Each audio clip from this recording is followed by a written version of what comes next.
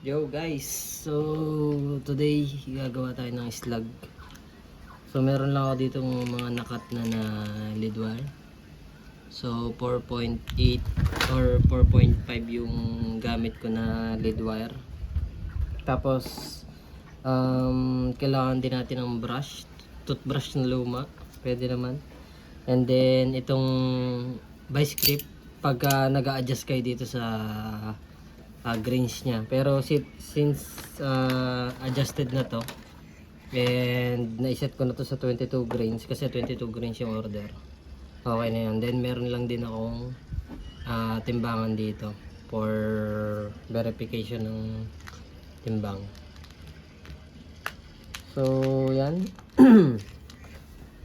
Papasok lang natin dito sa mold, then isang press lang na ganun.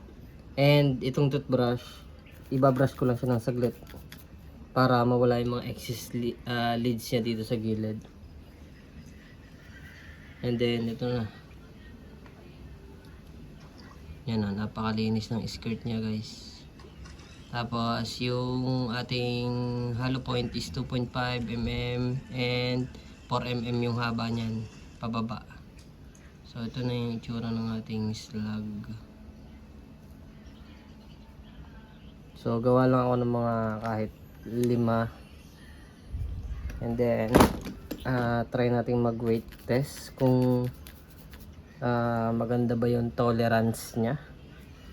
Pero based on my experience guys, yung tolerance is nagbabase din sa kung paano ka mag-cut ng lead wire.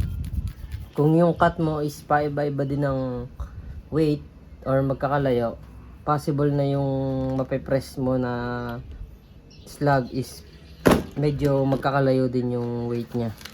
Kaya napakahalaga din ng consistency ng pagkakat ng lead wire bago natin isalang sa press slug. So ito nga palang press slug na ito is nabili ko to kay Thor mismo.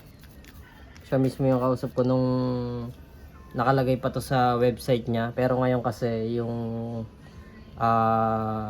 official release na ng Gen 2 yung nakalagay sa website niya. So hindi na ata siya nagbebenta ng ganitong molder.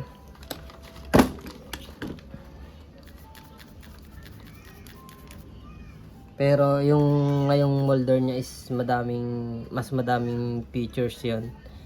So abangan natin pag nagka-meron na ako nun. So ayan, mag-try tayong mag weight test. So ayan, sana makita ng maayos. So ito yung mga ginawa natin. And kita ba? Ayan.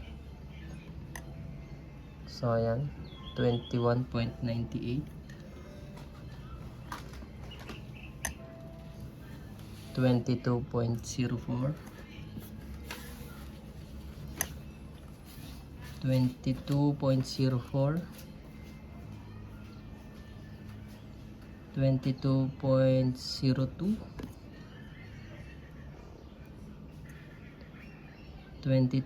21.98,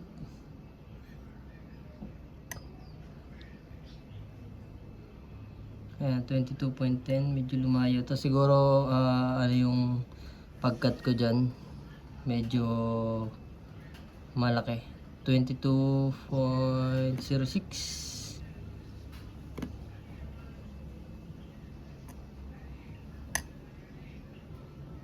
Ayan, ito din isang to, 22.14. So itong dalawang to, ginagawa ko to, nire-repress ko to ng konti lang para tumama siya dun sa tolerance lang na gusto ko. So ayun lang guys. So sa mga interested, kung gusto nyo yung ganitong press slug, available po ito. Ang original price po nito nung nabili ko kay Thor is 55k.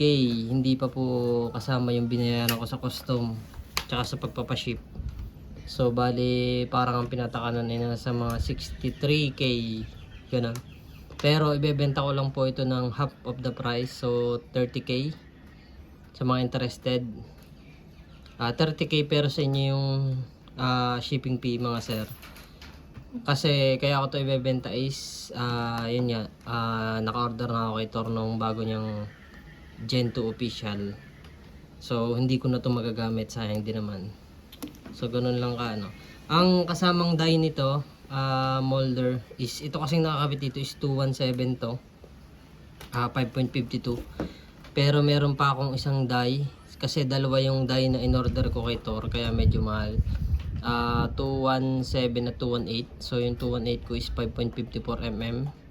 And dalawa din yung kasama ko, isasama ko na skirt na style.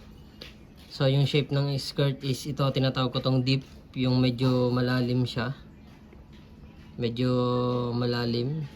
And then meron pa akong isang version yung medyo mababaw naman siya, cup base, standard naman yung tawag ko doon sa version na yun. So kasama na yon 2 dice, 218, 217, dalawang skirt size, skirt shape. Ayun, 30k yun yung shipping mga sir.